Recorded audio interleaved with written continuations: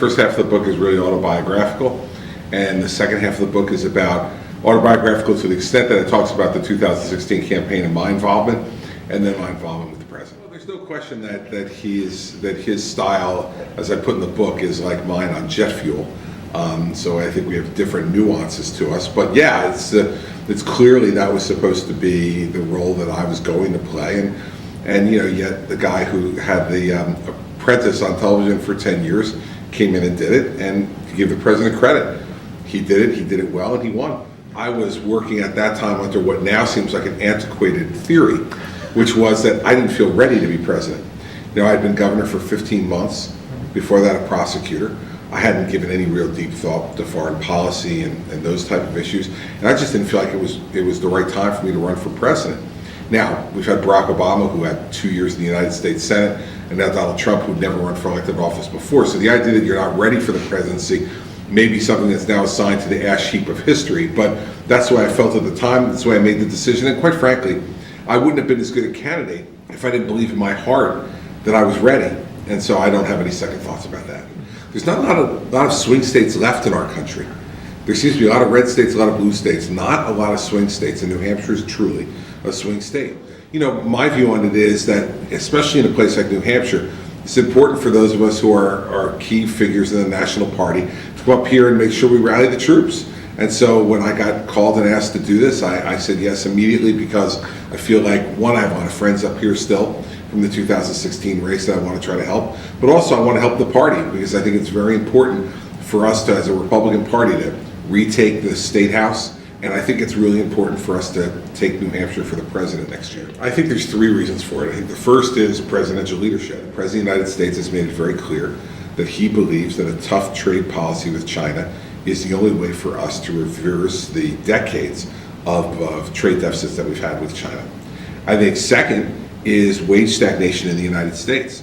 Up till the last year or so, wages had remained pretty stagnant, and so wanting to be able to put wage growth in, I think, is another thing that trade and being tough on trade will ultimately lead to if you're successful. And the third is that China's now a national security threat to the United States, and they waged that national security battle in a number of different ways, but one of them is economic. And so I think that the United States is still at a very advantaged position economically to China, but it may not last that long if we don't attend to it immediately. So this is one of the things I say to people. Donald Trump has changed his position on most important issues at least once, if not more, during his political career, except for trade.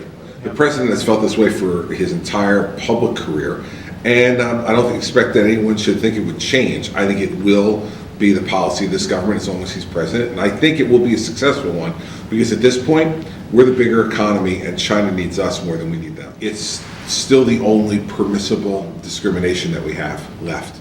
Everything else, this society has become very hypersensitive to. But the fact is that in terms of physical appearance, it's the only thing that's left that is permissible. I don't understand why that is, and I think it's a much more, as you know, and embedded into your question, it's a much more complicated issue.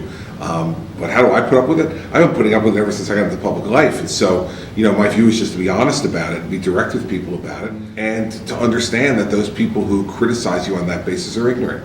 There's lots of ignorant people that we have to deal with in our lives. When you get into politics, it's a multiplier. So you have to be willing to grin and bear it, and continue to try to do what you can do for yourself to make sure you're healthy. Those are the more important things than worrying about what everybody's saying about you on Twitter. Because in the end, the way we're going to be judged is by our acts.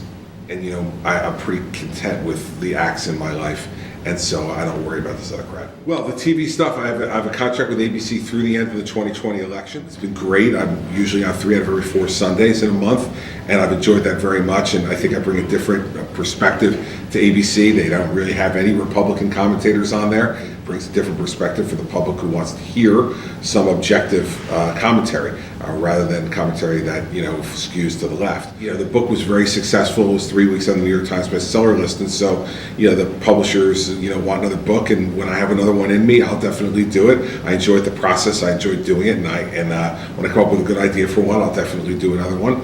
And then as far as politics is concerned in the future, I'm 56 years old, so it's hardly time to retire. But by the time 2024 rolls around, all my children will be out of college.